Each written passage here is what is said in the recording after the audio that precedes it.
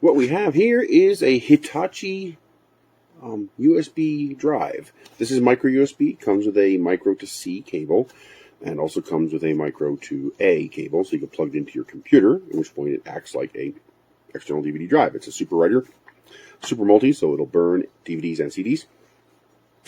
But the reason I really got it was because of the software available for Android. So I was able to plug this into my phone, this device right here, that we're using to record this, and it worked. Stunned. Finally, a solution that works. I put a CD in here. It recognized the CD. It downloaded the tag information for all the songs. Blanking on the name for the tagging information on the songs. iTag information. I can't remember the name of it. But anyway, it downloaded all that. It played the CD just fine, and I was able to rip the CD to MP3s on my Android device, which is freaking awesome. So now I can, if I borrow a CD from somebody, I can pop it in here, rip it, and done. And don't need a computer now. If I go to the store and I find a new CD I like, I can rip it right to my Android and put that CD away someplace safe. Really, really nice to be able to do that, and the quality was fantastic. I had no issues with it. A little slower than a PC, but not that much slower. It took about 2.5 times longer than it would on the PC. A few minutes. Not bad. Not bad at all for ripping an entire CD. And then the really cool part, I can watch DVDs on my phone. I popped in a movie, and it worked. The aspect ratio is a little weird. Like there was, for example, the movie, it has no zoom function. So as you know, the movie is letterboxed with black on the top and bottom. But if I were to zoom in, the higher aspect ratio of my screen would allow me to fill the screen with the movie, just having letterboxing go off the screen. But there's no zoom option. So hopefully they can update that to give me the option to pinch and zoom and then lock it so that I can zoom. And here's the other cool part. Not as reliable, but it did work. Had a few issues with crashing and stuff like that. I was able to plug in one of these into my phone.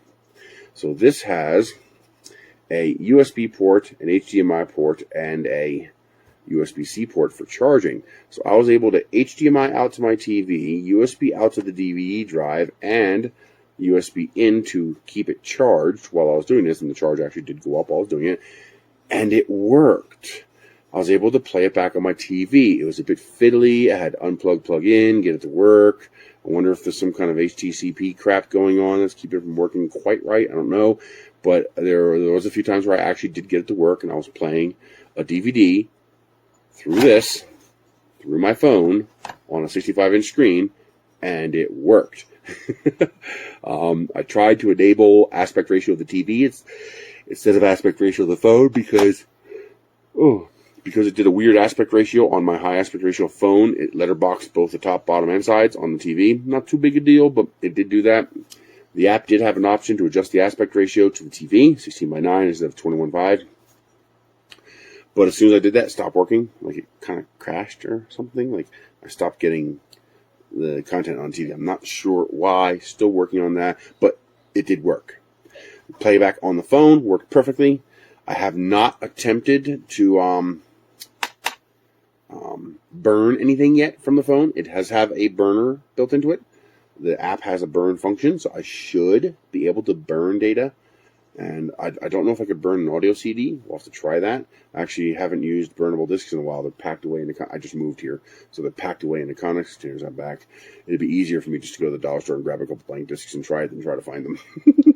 So I will definitely try that and update the review when I try it, but I have no doubt it should work fine. I'm blown away. I am using a LG V60. And it worked perfectly fine for me to play back and rip audio CDs as well as playback DVDs. Obviously, you can't rip a DVD without a decryptor. Now that this is possible, maybe somebody will make one. I don't know. But it's pretty darn neat. And this is powered strictly off the USB. So no extra power is needed to make this work. It comes with both a to C cable, or A to micro cable, as well as a C to micro cable. So it comes with the cable you need to plug directly into your phone. I hate the fact that it has these little ferrite magnets on there. I'm going to try to remove them because they make it really bulky.